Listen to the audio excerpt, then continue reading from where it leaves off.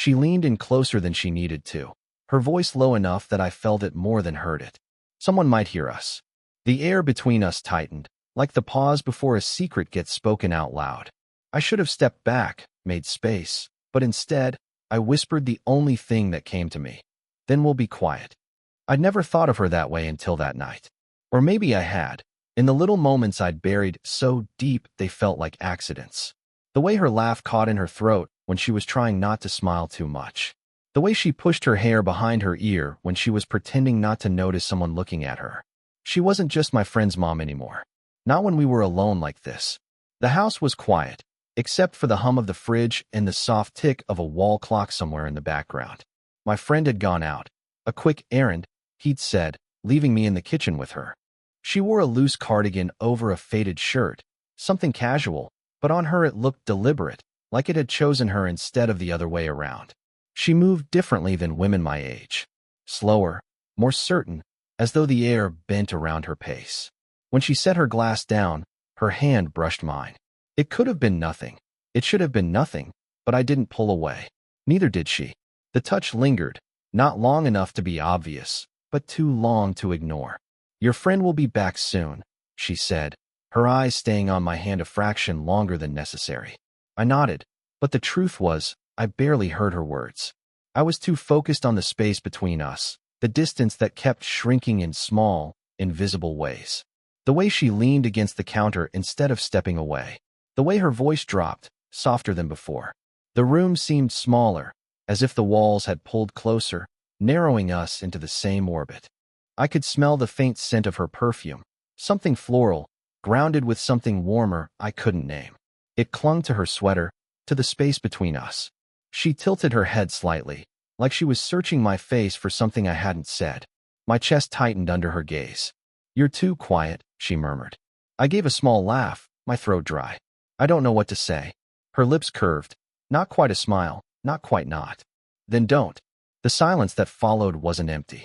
It pressed in, charged, thick with everything we weren't saying. I became aware of every detail. The faint shine of her lip gloss catching the light, the way the pulse in her neck moved, the softness in her eyes that made me want to keep looking even when I shouldn't. She shifted slightly closer, close enough that her sleeve brushed against mine.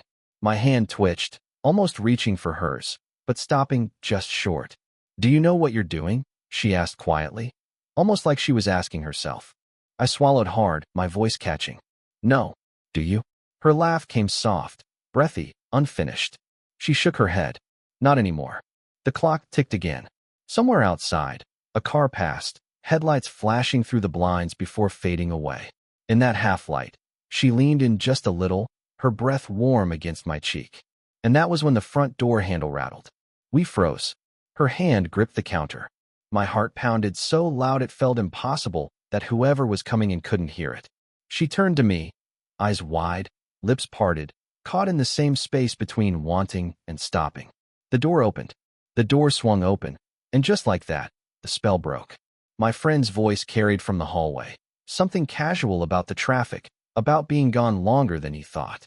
She stepped back from me, quick but not frantic, as though nothing had been close to happening. Still, I could feel the warmth where her arm had brushed mine, like it had left a mark no one could see. I answered my friend's questions without hearing them. My eyes kept sliding back to her, and every time, she avoided mine with practiced ease, except once, when our glances caught for half a second, and she looked away as if she'd burned herself. Later that evening, after he'd gone upstairs, I found her in the living room, curled into the corner of the couch with a book she wasn't really reading. The lamp beside her cast a warm pool of light, soft against the lines of her face. She looked tired, but not just the kind of tired that sleep fixed. I sat down at the other end of the couch. She didn't tell me to leave. "You're quiet again," she said, not looking up.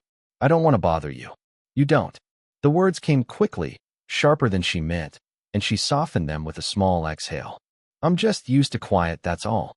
There was something in her tone that made me ask, before I could stop myself. "Because of him?" She blinked, surprised, then gave a small, humorless laugh. "Because of a lot of things. Marriage that fell apart. Years of pretending not to notice. Silence gets comfortable when you have no one left to argue with." Her honesty landed heavier than I expected. I wanted to say something, to bridge the space between us, but the words felt too small. Instead, I leaned back, letting the silence stretch. The truth was, I'd been noticing her for years. The way her laugh carried down the hallway when she thought no one was listening. The way she'd linger in the kitchen, pouring herself coffee she never finished. I never let myself think about it for long. She was older, my friend's mom, the kind of person you admired quietly, respectfully. But now, in this half-light, with her shoulders sloped in a way that felt unguarded, it was impossible not to. She closed the book, set it aside, and turned toward me. "You should be careful," she said softly. "Careful of what?" Her eyes lingered on me, heavy, unblinking. "Of letting people see things they shouldn't." Her words carried more weight than I could answer. Instead, I nodded, my throat dry. When she stood to leave, she brushed past me, her hand grazing my shoulder as she steadied herself. It wasn't necessary. The room was wide enough for her to walk by without touching me, but she didn't move away quickly, either. That small contact, the press of her palm through my shirt, stayed longer than her presence in the room. I turned slightly, catching her glance before she stepped out into the hallway. Neither of us spoke, but in that brief pause, something unspoken passed between us. Fragile, dangerous, undeniable. And then she was gone, leaving the air thick with everything we hadn't said. The door swung open, and just like that, the spell broke. My friend's voice carried from the hallway, something casual about the traffic, about being gone longer than he thought. She stepped back from me, quick but not frantic, as though nothing had been close to happening. Still, I could feel the warmth where her arm had brushed mine, like it had left a mark no one could see. I answered my friend's questions without hearing them. My eyes kept sliding back to her, and every time, she avoided mine with practiced ease, except once, when our glances caught for half a second, and she looked away as if she'd burned herself. Later that evening, after he'd gone upstairs, I found her in the living room, curled into the corner of the couch with a book she wasn't really reading. The lamp beside her cast a warm pool of light, soft against the lines of her face. She looked tired, but not just the kind of tired that sleep fixed. I sat down at the other end of the couch. She didn't tell me to leave. "You're quiet again," she said, not looking up. "I don't want to bother you." "You don't." The words came quickly, sharper than she meant, and she softened them with a small exhale. "I'm just used to quiet, that's all." There was something in her tone that made me ask, before I could stop myself. "Because of him?" She blinked, surprised, then gave a small, humorless laugh. "Because of a lot of things. Marriage that fell apart. Years of pretending not to notice. Silence gets comfortable when you have no one left to argue with." Her honesty landed heavier than I expected. I wanted to say something, to bridge the space between us, but the words felt too small. Instead, I leaned back, letting the silence stretch. The truth was, I'd been noticing her for years. The way her laugh carried down the hallway when she thought no one was listening. The way she'd linger in the kitchen, pouring herself coffee she never finished.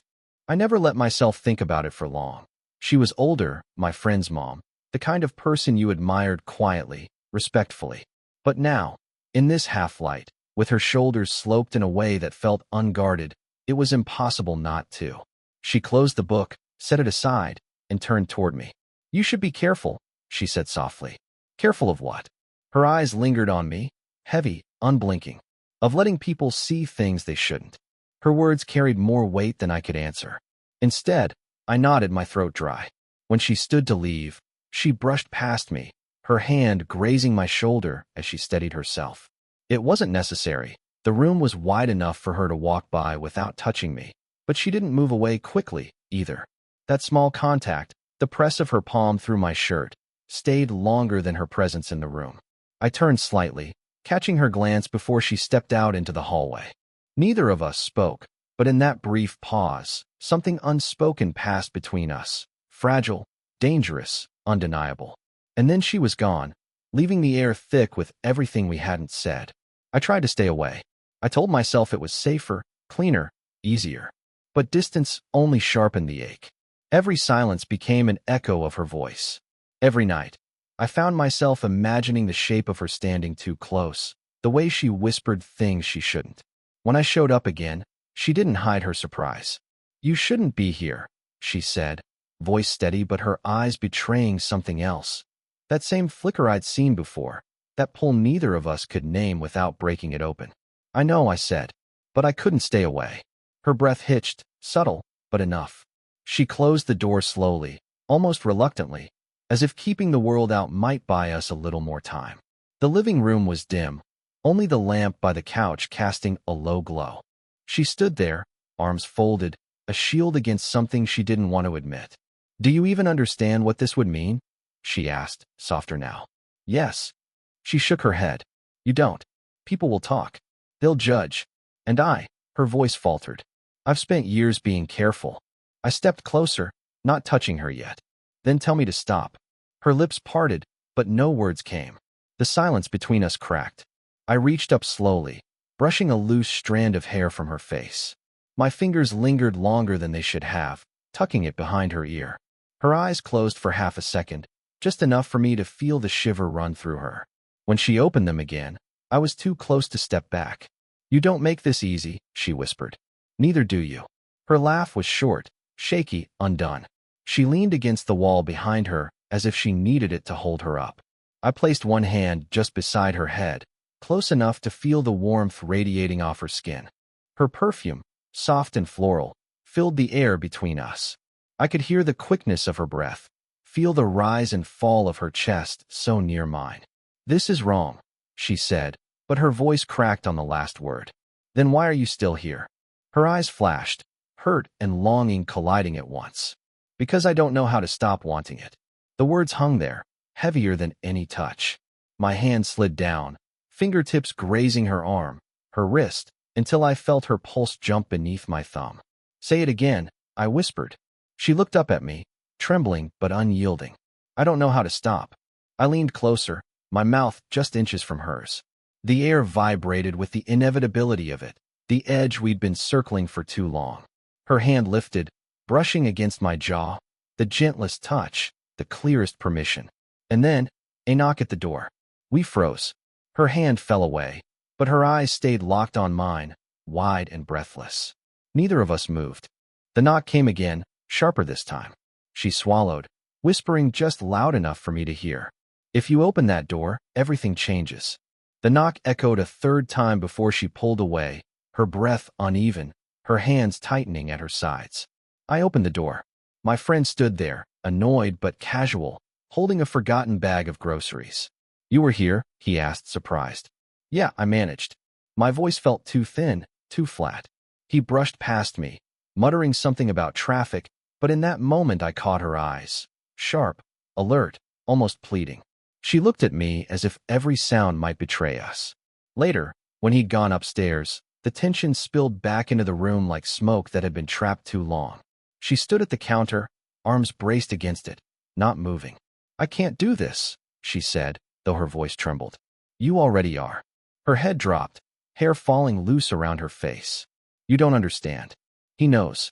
He notices more than he says." My chest tightened. "He doesn't, he does." She turned, her eyes shining in the dim light. "He asked me once, months ago, if I was lonely." The word landed heavier than it should have. I stepped closer, heart racing. "And what did you tell him?" "That I was fine." Her lips trembled. But I wasn't. The confession hung there, raw and unguarded.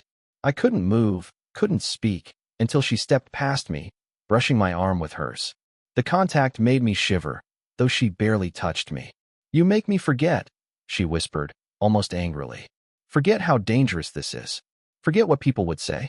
Forget that I'm supposed to be older, wiser, done with wanting things I shouldn't want." I swallowed hard. "And I make you remember too, don't I?" Her silence was louder than any answer. She turned, pressing her palm against my chest, not to push me away but to steady herself. I felt the tremor in her hand, the heat of it searing through fabric. "Every time you're near me," she said, her voice breaking, "I feel like I'm 19 again. Stupid, reckless, hungry for something that's going to ruin me." Her words should have stopped me, but instead they pulled me closer. My hand found her wrist, gentle, holding her touch against me as though it belonged there. "You're not the only one," I whispered. Her eyes searched mine, desperate, vulnerable. Then, suddenly, she stepped back, shaking her head. "You don't know what you're asking for," she said. "Yes, I do." No, she almost laughed, bitter and fragile. You don't know what it's like to be the one everyone whispers about, to be the story people tell. She moved toward the doorway, but I caught her hand. She stopped, not pulling away, just standing there, her back to me, her breath quick, her hand trembling in mine. Slowly, she turned. The fear in her eyes hadn't gone, but it was tangled with something fiercer, something that refused to fade. I can't keep pretending, she said. One way or another, this ends soon. Her words were final, but the way her fingers curled around mine told a different story, one that was only drawing us closer to the edge. We stood in the dim hallway, less than a foot apart, her back pressed lightly against the wall, my hand hovering near her elbow, both of us frozen in the space where desire met fear. Every heartbeat echoed like a drum in the quiet house. I shouldn't, she whispered. Her lips trembled, voice low, almost swallowed by the tension. You know I shouldn't. I know, I said, my own voice rough. But I can't walk away. Her eyes searched mine, flicking between doubt and want. The faintest shiver ran through her shoulders when I leaned just a little closer, enough that my breath brushed hers. She didn't pull back. The world outside didn't exist anymore. Not my friend, not the rules, not the years that had separated us from anything like this. All that mattered was the warmth radiating from her, the gentle tremor of her fingers when they brushed against mine. You don't have to, she murmured again, almost pleading, almost daring me to stop. I don't want to, I replied. My hand moved, tentative, tracing the line of her wrist, feeling the pulse beneath her skin. She inhaled sharply, but didn't move away. Her cardigan slipped slightly from one shoulder, exposing the curve of her collarbone. I wanted to touch, to hold, to promise her that none of it was wrong if we wanted it. But I only breathed, close enough to feel the warmth of her hair against my face. Do you even know how long I've waited for this? I asked, barely a whisper. Her lips parted. Don't make me answer that, she said, voice catching. I pressed closer anyway, tilting my head, our foreheads nearly touching. The air between us was heavy, thick with everything we'd left unsaid, longing, regret, fear, guilt, desire. It all condensed into the quiet pressure that held us in place, trembling. Her hands found my shoulders, then my chest, steadying herself against the tension she'd tried to resist. I could feel her pulse against mine, her breath hitching in rhythms that matched my own. Then what do we do? She asked, soft, fragile, open. Whatever we decide, I whispered, we decide together. Her eyes softened, the walls she'd built slowly crumbling under the weight of what we both wanted. She tilted her face up, closing the space between us in a measured, deliberate move. My lips hovered just over hers, and time stretched, suspended on the edge of a choice we could never unmake. Finally, she exhaled, the tiniest shiver running through her body, and pressed her mouth lightly against mine. It was nothing and everything at once, a brush of warmth, a confirmation of everything that had been building. We stayed like that, pressed together, hearts hammering, breathing mingling, every barrier dissolving in the quiet intimacy of our surrender. When we pulled back just enough to look at each other, there was no doubt left. No pretenses, no hesitation. We saw each other fully, messy, human, and completely ours. The path forward was uncertain, yes, but one thing was clear. Whatever came next, we would face it together. Morning light filtered softly through the blinds, painting the living room in gentle gold. The quiet hum of the city outside was distant, like we existed in our own private world. She sat on the couch, knees tucked under her, a loose cardigan still draped over her shoulders. I sank beside her, close enough that our thighs brushed, close enough that the warmth between us was unmistakable. Neither of us spoke at first. The silence was comfortable, familiar, a shared acknowledgement of everything that had happened. Her hand found mine, fingers intertwining naturally, as if they had always belonged there. I turned slightly, resting my forehead against hers, feeling the weight of her hair against my skin. The lines of hesitation, guilt, and fear that had haunted us all week melted into something steadier, warmer. You're really here, she whispered, voice soft and sure. I'm here, I said, for as long as you'll let me be. She smiled, small, quiet, but luminous. Her hand squeezed mine gently, and I felt the pulse of her presence. Solid, real, undeniably hers. We talked in hushed tones, sharing fragments of our lives we'd never voiced before. She told me about the quiet loneliness that had crept in over the years, the moments she had thought she'd missed her chance at happiness. I told her about the silent admiration I'd carried, the longing I hadn't allowed myself to acknowledge.